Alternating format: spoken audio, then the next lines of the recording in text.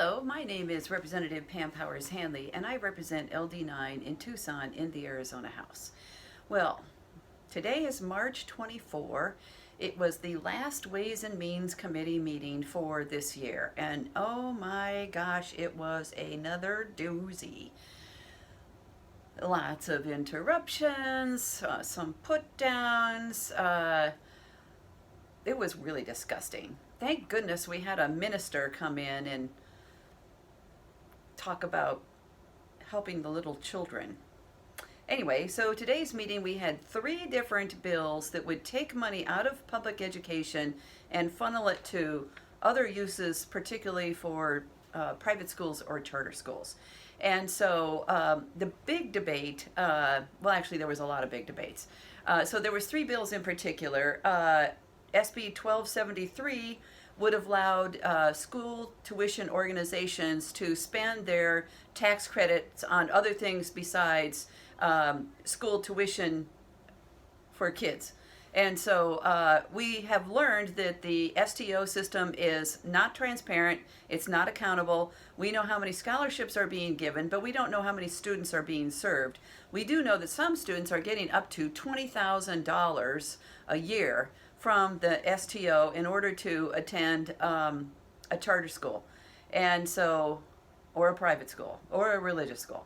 And so this particular bill, 1273, since they have so much money and they have extra scholarships, but they have not been able to dole them out, they want to be able to spend the extra money on other things like band uniforms and field trips because the parents don't have enough money for that. Well, you know, I hear the same thing from public school parents, and we're not helping them out. So maybe we need a comprehensive fix on our educational system and accountability across the board, rather than just these one-off bills like 1273. Another one that had a lot of big debate today was SB 1280. I have another video about that. This is the privatization of school transportation. Now, this got really quite a bit of debate in committee today, and so I was really concerned about the safety of children. So this is the idea that they're going to give out grants to parents to help them get their kids to a public school or a charter school within 20 miles of their house because parents are driving a lot. Well, yeah, charter school parents are driving because they picked a school that doesn't have school buses. And so my biggest concern, though, about 1280 is child safety. They're going to fund private carpools with this also. And that raises big red flags. You think you know your neighbors, but do you really know who's in that car with your child? And also, do you know if that person has a gun in their glove compartment? So, 1280, serious child safety concerns on 1280. The last one is SB 1783. This is a Mesnard bill. This is the Prop 208 Takedown bill. And so we know that Prop 208, Invest in Ed, added a fee on taxable income over $250,000 for private individuals and over $500,000 for a couple. Well, we know that many small business owners pass their taxes through their personal income tax.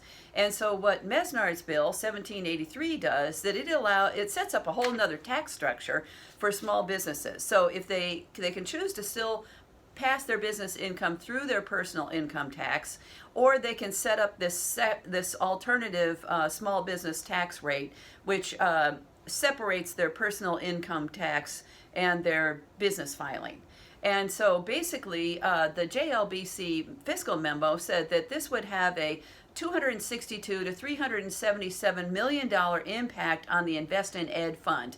You know, Invest in Ed Prop 208 was projected to maybe bring in $1 billion for education. So Mesnard's going to take a third of it right off the top and give it back to the richest Arizonans. In committee, they actually shut down speech in committee and said that we weren't allowed to mention Prop 208, even though it was in the JLBC memo. And they said, psh, JLBC.